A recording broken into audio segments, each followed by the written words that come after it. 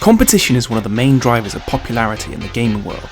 In recent years, eSport leagues have erupted onto the mainstream platforms. Backboard, a second touch from Cooks. Oh my goodness! From Rocket League, Fortnite, to Call of Duty, gaming has become a spectator sport. Then we have VR.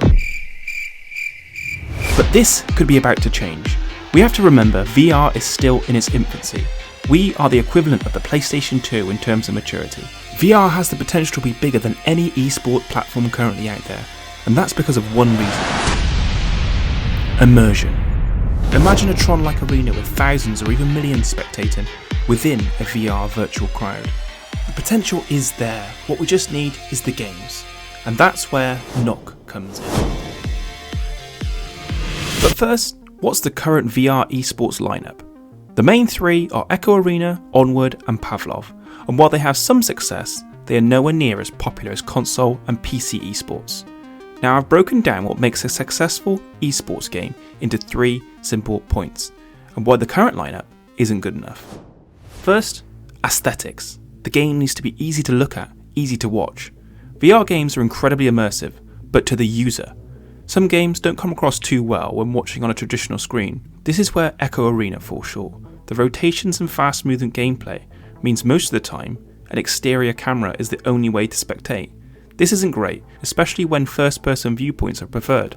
Second, ease of play. The players need to be able to relate or be passionate about the content they are watching. Having a game that's easy to play brings a low barrier to entry, which means the content will appeal to a larger audience. Fortnite, Rocket League and Call of Duty are great examples of this. Their skill range is huge.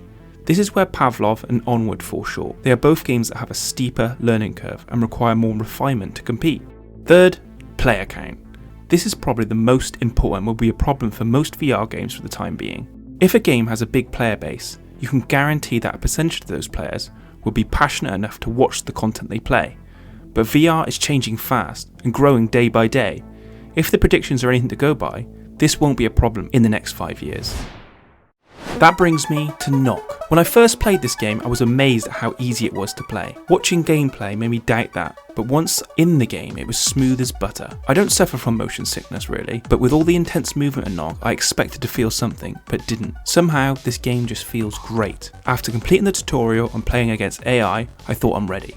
I felt like I had a slight natural talent as I smashed the AI players. Then my first game paired me up with an ultra player. I didn't know what that meant at the time, and I got smashed. It was a humiliating defeat, but this is a good thing. A game that's easy to play, hard to master.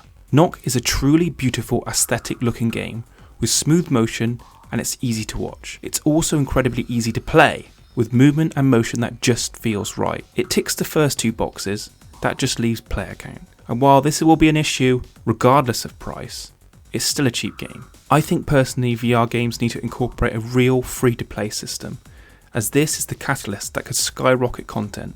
Nock is one of those titles, and while it's definitely worth the money, it could be a platform to super boost VR esports into the next league, if the right refinements are made. So now we finally have a title worthy of true next-gen esports.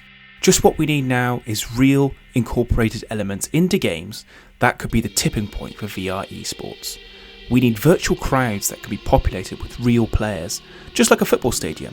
Imagine a future where you visit the esports planet in the metaverse to watch your favourite VR players battle out in massive competitions.